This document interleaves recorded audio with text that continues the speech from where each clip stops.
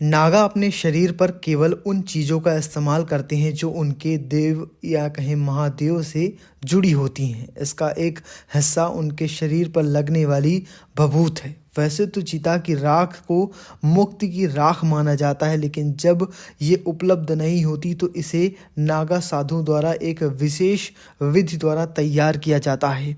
नागा से संबंधित 13 अखाड़े हैं।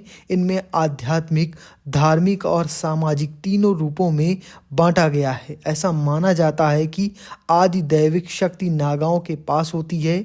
दैविक और आध्यात्मिक शक्ति उनके आचार्य के पास होती है।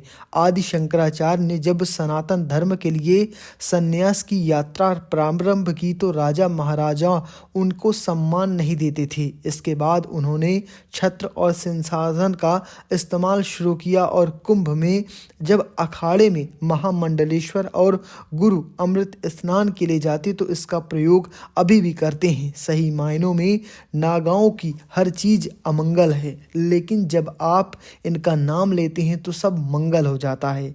ये उत्कट वैराग में जीते हैं। इनका मानना होता है कि भगवान शिव का अंश है। जब ये सांस लेते हैं तो ये मान कर चलते हैं कि ये सांसें भगवान शिव ले रहे हैं। शिव के श्रृंगार में चिता की भभूत एक अहम हिस्सा है, इसलिए नागा भी इसका प्रयोग करते हैं। माना जाता है कि लकड़ी और मनुष्य जब एक साथ जलते हैं तो उन्हें 84 लाख योनियों से मुक्ति मिल जाती है। ये 84 लाख योनियां मनुष्य के वर्ग, पक्षी वर्ग, पशु वर्ग में बांटी जाती हैं।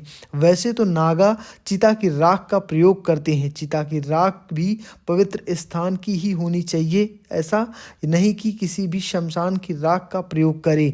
काशी, अयोध्या, मथुरा, उज्जैन इन स्थानों में शामिल है, लेकिन जब इनके पास चिता की राख नहीं होती है तो वे फिर हवन कुंड बनाते हैं। उसमें खड़ी लकड़ी, इन लकड़ियों को ये हिंगांगल देवी के रूप में मानते हैं। हवन की प्रक्रिया चलती रहती है और इस दौरान ईशान कोण में त्रिशूल गाड़ दिया जाता है। धुनी को शिव और शक्ति दोनों का प्रतीक माना जाता है। शिव शक्ति का प्रसाद मानकर इसका लेप शरीर पर लगाया जाता है। इसको लगाने की प्रक्रिया मस्तक से कंठ की ओर चलती है, क्योंकि ये मानते हैं कि ब्रह्मांड से ये व्यक्ति के प्राण निकलते हैं।